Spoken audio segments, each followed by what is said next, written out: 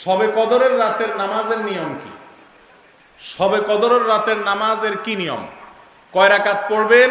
প্রথম রাকাতে কোন সূরা পড়বেন, কতবার পড়বেন? দ্বিতীয় রাকাতে কোন সূরা পড়বেন, কত রাকাত পড়বেন? জানা আছে তো আপনাদের? জানা নাই? একজনও জানেন না? ইন্না লিল্লাহি ওয়া ইন্না ইলাইহি রাজিউন। হাজার হাজার মানুষের বিশাল সমাবেশ, আপনারা একজনও শবে কদরের নামাজের নিয়ম জানেন না? এটা তো খুব খারাপ কথা ভাই, নিয়ম তো জানতে হবে। আচ্ছা আমি বলে দিচ্ছি, শবে কদরের নামাজের নিয়ম হলো অন্য যে কোনো নামাজ যেভাবে পড়েন শবে কদরের নামাজও একইভাবে পড়বেন। এই হলো শবে কদরের নামাজের নিয়ম।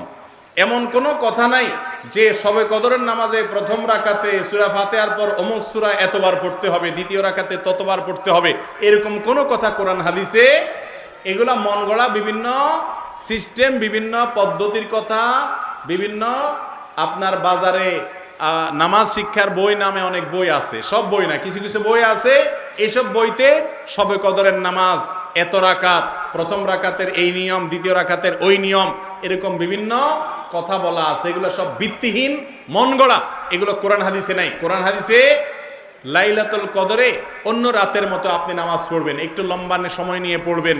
যে কোনো রাতের নামাজ, তাহাজ্জুদের নামাজ লম্বা সময় নিয়ে পড়তে হয়, দীর্ঘ রাকাত, দীর্ঘ রুকু, দীর্ঘ সিজদা, আস্তে আস্তে তেলাওয়াত, আস্তে আস্তে তাসবিহ এবং সময় নিয়ে পড়বেন।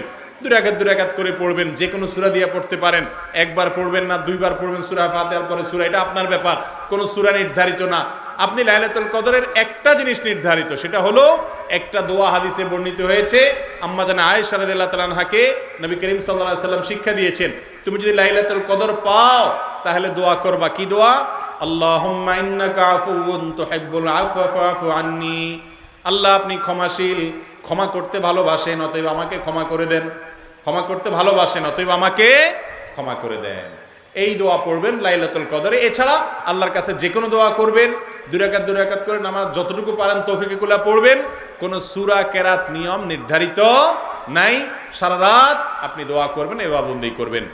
আর এই শবে কদর পাওয়ার জন্য, শবে কদরের ইবাদতের আশায় রমজানের শেষ রাতে, শেষ 10 রাতের সবগুলোতে, বিশেষ করে বেজরগুলোতে বেশি বেশি করে করবেন। শুধু 27 তারিখকেই করবেন, অন্যগুলোতে ঘুমাবেন। এটা সুন্নাহ সম্মত লাইলাতুল কদরের তালাশ নয়।